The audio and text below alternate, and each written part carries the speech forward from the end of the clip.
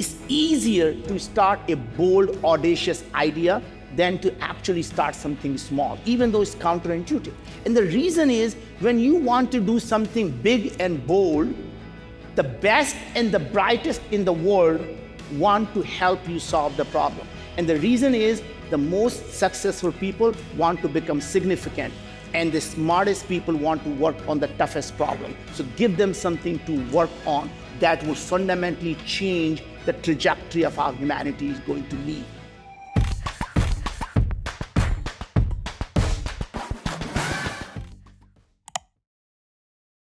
Naveen, so good to have you here on A-Fest. Well, first of all, it's an absolute honor, and what an amazing group of people we have here. Anybody who believes who is not amazing, stand up and leave. But the most amazing person in the room to Naveen is his gorgeous wife, Anu. Would you please stand? Stand.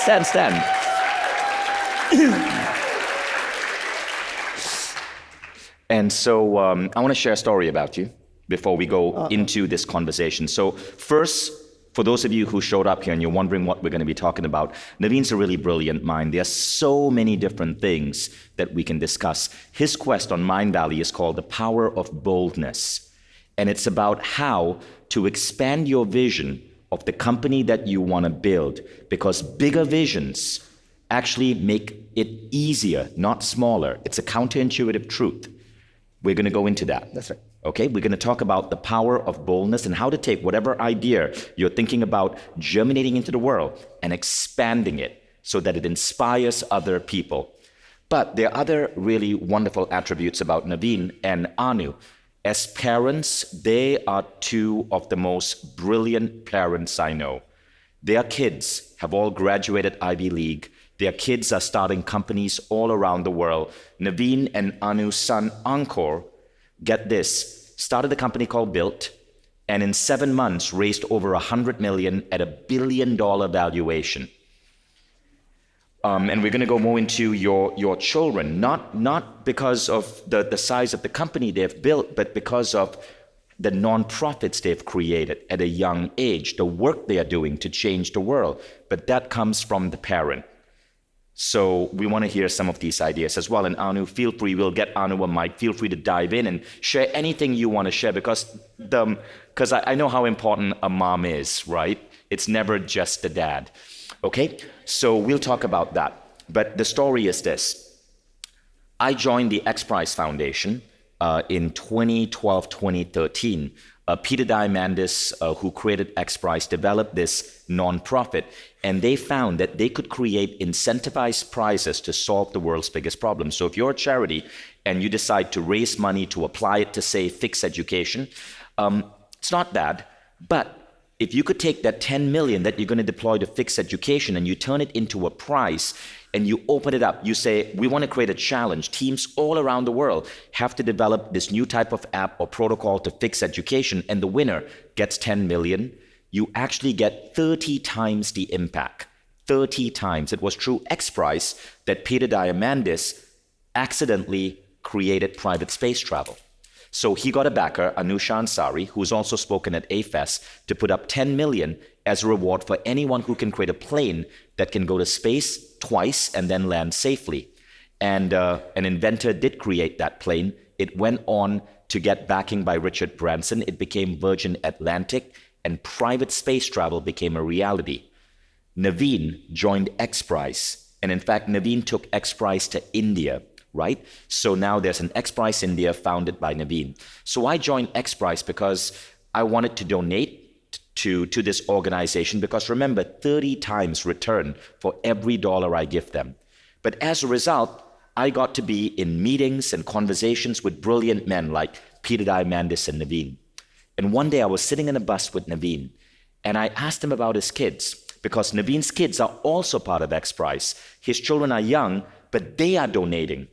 And so I bumped into Ankur, and Ankur, his son, showed me the new app he had created, and he had gotten Larry Page from Google to invest in the app. And I was fascinated because Ankur was probably 25, 26 at that time. And so I happened to sit next to Naveen, and I asked him, what is it about you and your kids? How are your kids so brilliant? And I'll never forget what he said. So when Naveen speaks, he speaks in pictures. He puts a picture in your head that you can never forget. You're going to learn that this is part of his storytelling genius and how he builds these companies. He described to me how when Ankur was 6 years old, he would take Ankur to networking events. Ankur would be there like this 6-year-old Indian kid looking up at all of these other people, and he would learn to communicate with these people. He would be in a room where the limitations of a classroom no longer applied because he was with people like you guys, people who are living a life of your own rules. And so Ankur grew up with no restrictions. Ankur is that boy who created Built, which is now $1 billion company. And how old is Ankur today? 33. Only 33, right? Now, Naveen has done this not just with Ankur, but with his other children as well, like Neil. Neil is 25, right? Yep. And you'll hear about Neil as well. So this inspired me to start taking my children to conferences, except there were not many conferences I could take them to.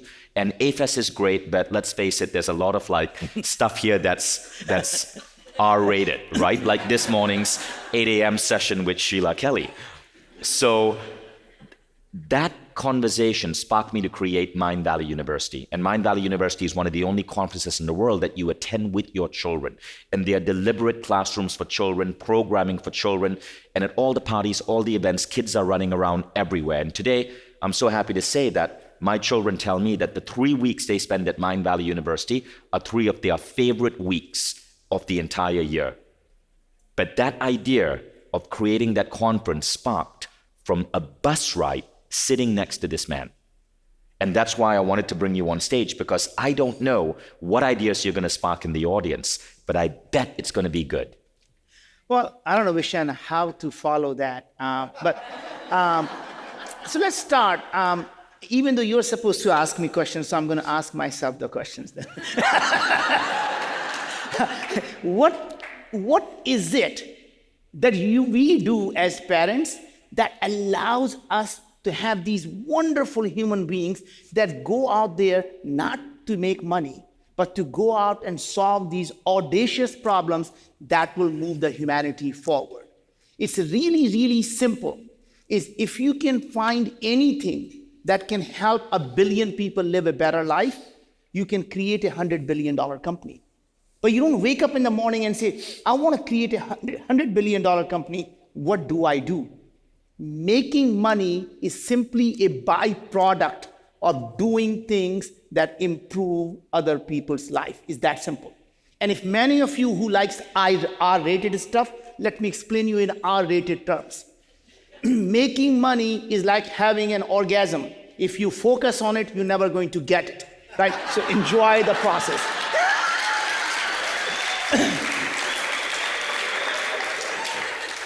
I want you to say that quote again, because the applause, the applause came so quick. Basically, in this audience, you use the word orgasm, they start clapping and whooping. So here's the thing. But they overwrote the quote, and I want the audience on YouTube to hear it. Making money is? Like having an orgasm. If you focus on it, you're never going to get it. So enjoy the process. Now, that makes Vishen blush, and it's really hard to make a brown guy blush. Now, having said that, parenting is counterintuitive. Everything that we think we are doing it for the good of our children, when it comes down to it, we are actually being selfish at their cost. And I'm going to explain you why.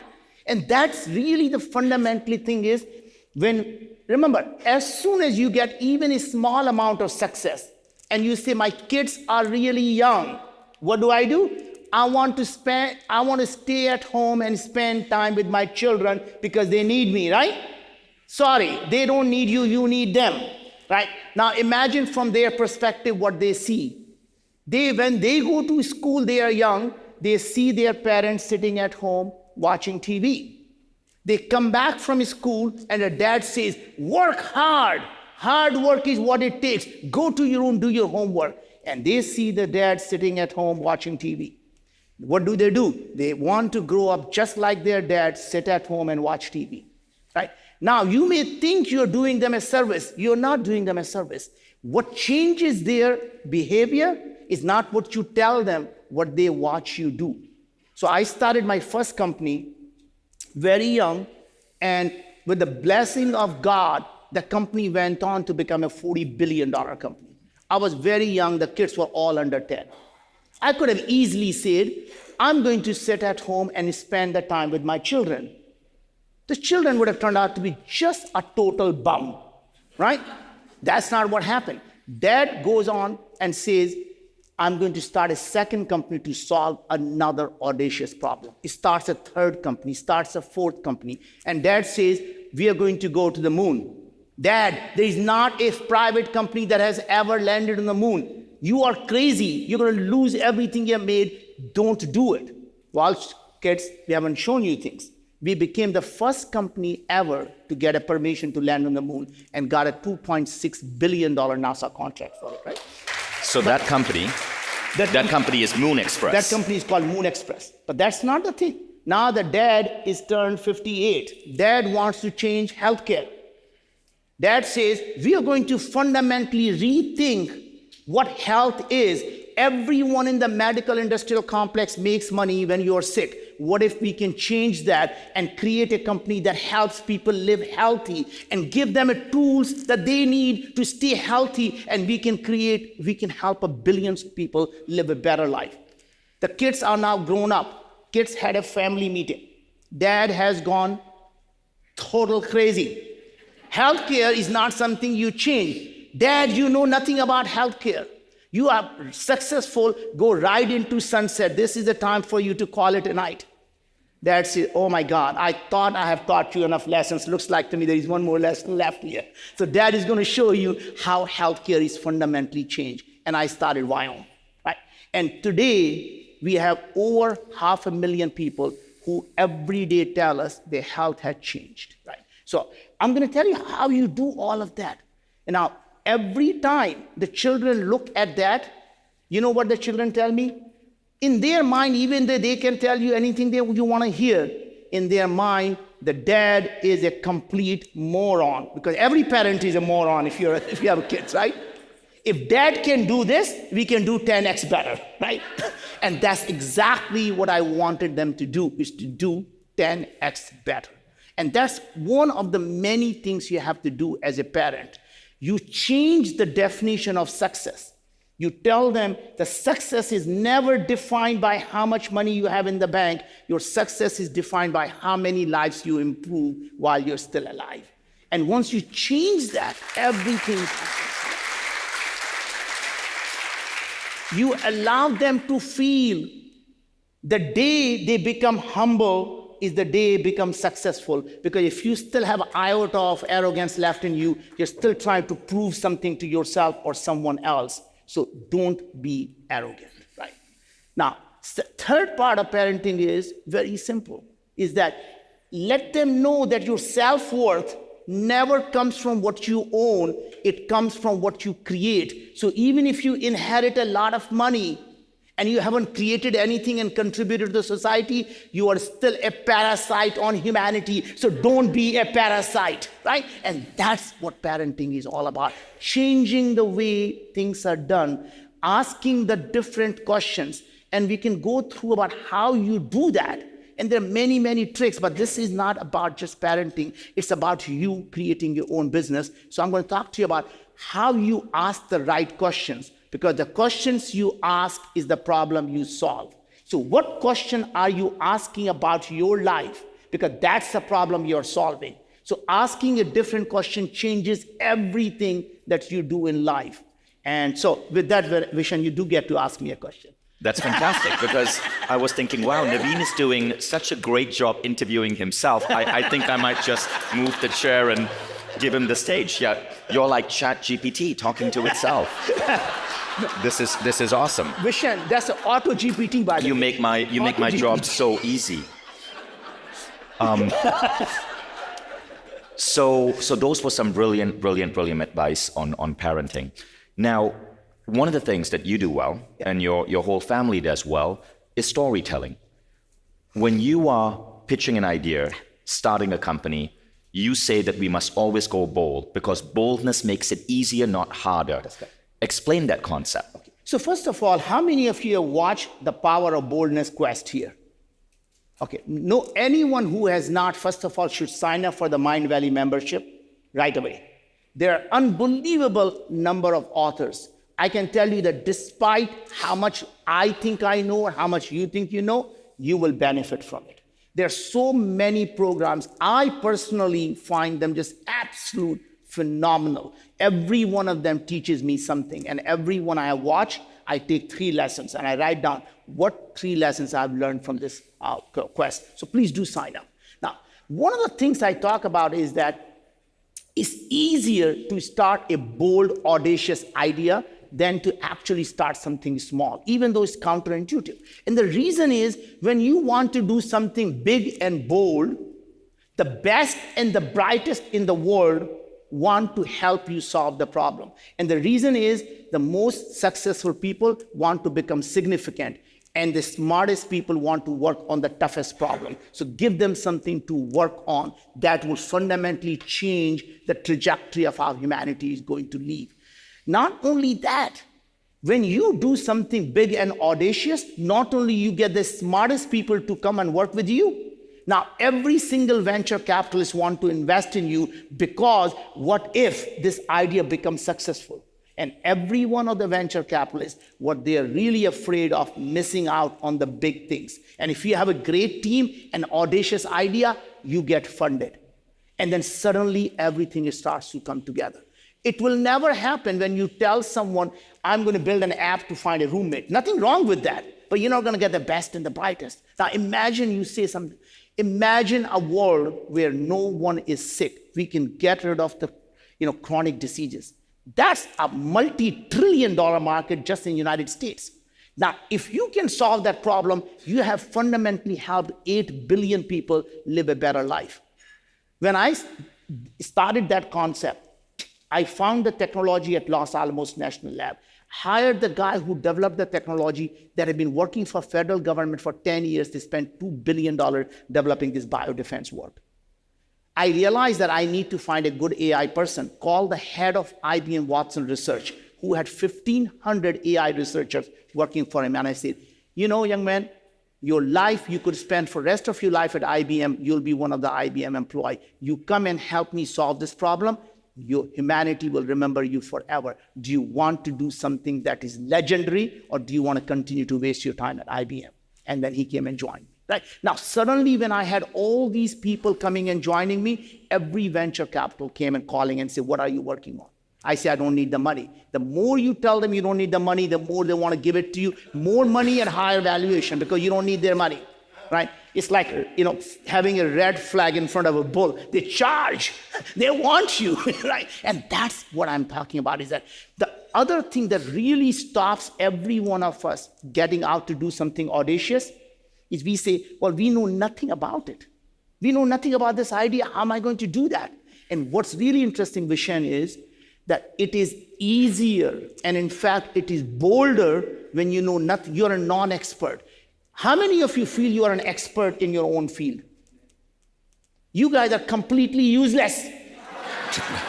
And here's why. Once you become an expert in your field, you become incrementalist. You become useless, because it takes a non-expert looking in, actually telling you how to recreate, reimagine the foundation of everything that experts have taken it for granted. They will never ask the question that a non-expert will ask, which is, for example, when I started a healthcare company, everyone in the industry was focused on wanting to know about your genes, your DNA.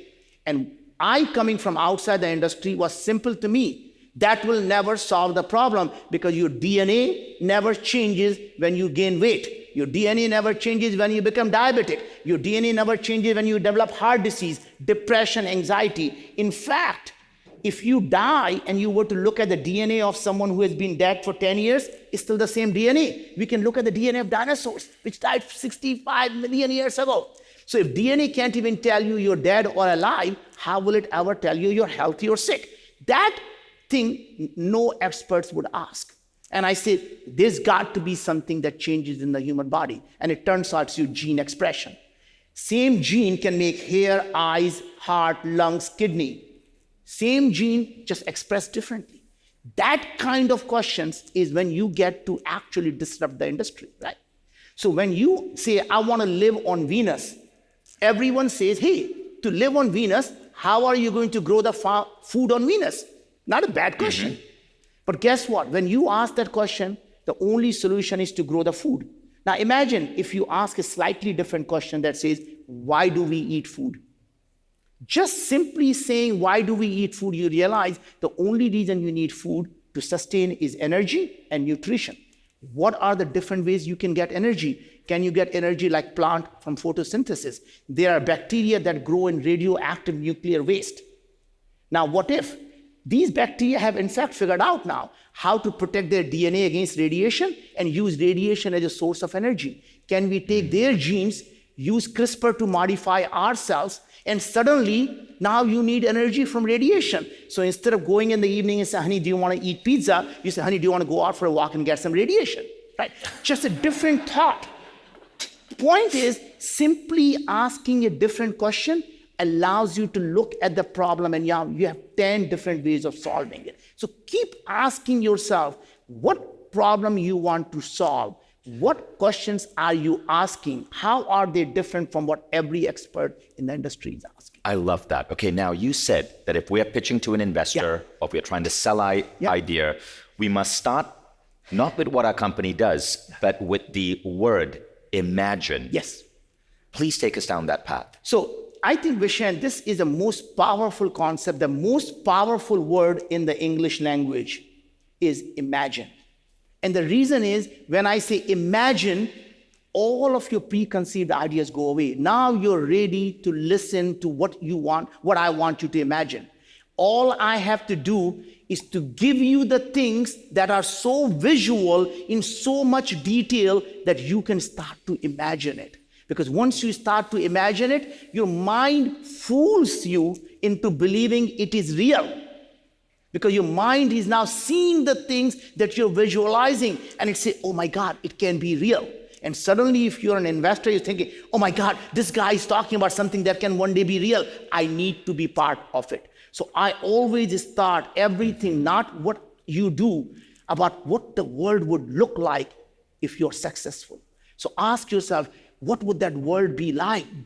Imagine you have gotten everything you wanted to do. You wanted to change the conscience of humanity. You want to do this.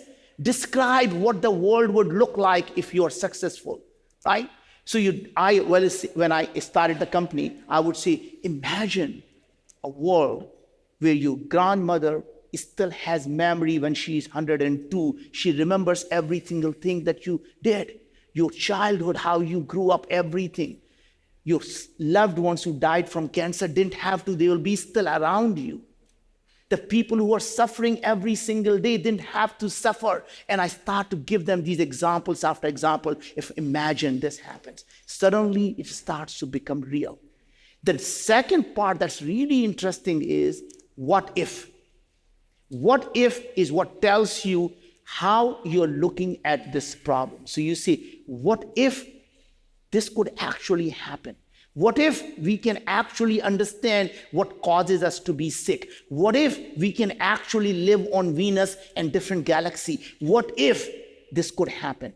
And that allows us to start to say, okay, what if? And then you give your solution. It turns out it is possible if we did this, this, and this. So I'm going to start with here, and then I'm going to go here and here. And that's how you sell the story. So you describe this vivid vision, and then you say, what if this problem could be solved? And then you say, it turns out this problem can be solved if you do X, Y, and Z. And imagine, what if, and it turns out. Yes. Beautiful way to pitch a business. And remember, this is not just for investors. This is to prospective employees. This is to a potential business partner. You use this model to get one of the top AI researchers in the world to join Bio. Yeah. But it's, again, so when you start a company vision, if I may just start a framework that I think I want everyone to use, it's called why this, why now, why me. Why this is really simple, I described. Ask yourself, God forbid I'm actually successful in solving this problem, would it help 1 billion people live a better life? That's why this. Because if the answer to that is no, it's not worth dedicating 10, 20 years of your life to doing something that won't move the humanity forward. Why now is really interesting.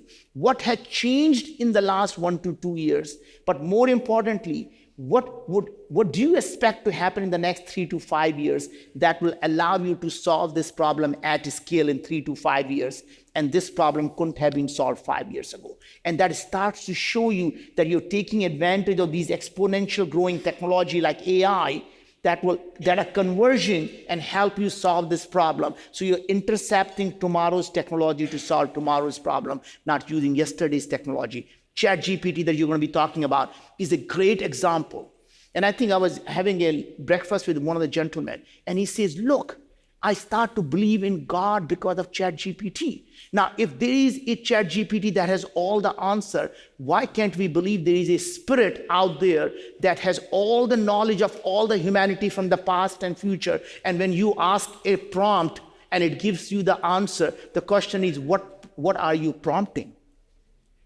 And when you say, I am a prophet, it is the question you are asking, and that's why the God or the Spirit or ChatGPT is answering the prompt, the question you asked, and that's how you get enlightened. To get enlightened, all it is that what are you prompting that God GPT to ask?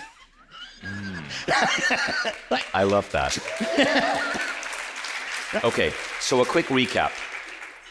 To sell your business, to sell the idea of your business or your project, get people to go into a frame where they can imagine. So start with imagine. And then, what if? And then the phrase, it turns out we can solve X with Y. Okay? Very quickly, could you tell us what that looks like for Viome? Yes. So at Viome, we said, imagine a world where illness is optional. Our thing was, what if we can understand what causes people to develop diabetes, obesity, or any chronic diseases? What causes the onset of these diseases? What causes the progression of these diseases? And what if we can actually, once we understand the mechanism, we can prevent them, we can reverse them, we can stop the progression of them. And then we say, it turns out that if we can collect massive amount of data from various people, understanding what is changing when they become, first time they become diabetic, when they start to go from 5.6 to 5.7 to 9.4, what changes in their body that has got them to continue to be diabetes or gain weight or have depression or have anxiety or develop cancer. And he said, if we can collect the massive amount of data, we can use AI to solve this problem. And that's literally what we did. So now, having analyzed 550,000 people, we are able to detect stage 1 cancer. That I never thought someone who didn't even know the basics of biology, that we are detecting stage 1 cancer in your mouth or throat with 95% specificity. Nobody ever thought it was possible. We are able to now show that our customers are in fact reversing these diseases. We are able to tell them what their biological age is, their immune health, their gut health, their oral health, and in fact, what foods they should eat and why, what foods they should avoid and why, what supplements they really need to eat, and make them custom made for each individual, right? That concept suddenly came together with a simple belief, what if it was possible? Right? Now, let's talk about why this, why now, and why me. Yeah, so why this was making sure that things that you're trying to solve has a massive impact, helping 1 billion people. Why now is the timing now, are the technology that are coming up that you can use today to solve the problem that couldn't have been done. And the last part really was, what questions are you asking that are different from what everyone else is asking, right? Are you asking how to grow the food, or are you asking why do we eat food? Are you asking about what genes are in your body, or are you asking what is being expressed here? The last part that really stops most entrepreneurs from going forward is their fear of failure. What if I fail? What if it doesn't work out? And what I realize is that every entrepreneur needs to start to think that their entrepreneurial life is really like living. And when you are alive, what's one thing you know you're alive? You check your pulse, you have a heartbeat. You know what a heartbeat looks like? Up and down and up and down and up and down. And when it's smooth, you're dead. right? So if any one of you here are looking to live a smooth life, you're looking to live a life of a dead person, right? So this is actually what happens in our life when we are entrepreneurs. When you are down, you just hunker down and know the next beat is going to be up. And here is the lesson you learn. When you are on top of that beat, never become too arrogant, because you know winter is coming and winter shall come. Fantastic, Naveen. We have a minute left. Yeah. Any closing words for the audience? Well, first of all, I would say dream so big that people think you are crazy. So when you tell someone what is it that you're about to do and they don't think it's crazy, think bigger, right? Right. It has to be so crazy that people believe that it cannot be done. And the second, unless you happen to be crazy, then all bets are off, right? The second thing is never ever be afraid to fail, because you only fail when you give up. Everything else is just a pivot. It's simply a stepping stone to a different idea. So every idea that does not succeed is simply a stepping stone to a different idea and a bigger idea. As Thomas Edison said, I did not fail 1,000 times. I figured out the 1,000 ways the light bulb doesn't work, and that allowed me to find a way that actually it does work. And that's really what entrepreneurship is. Thank you. Please, round of applause for Naveen Jain. Thank you, Naveen. Great having you here.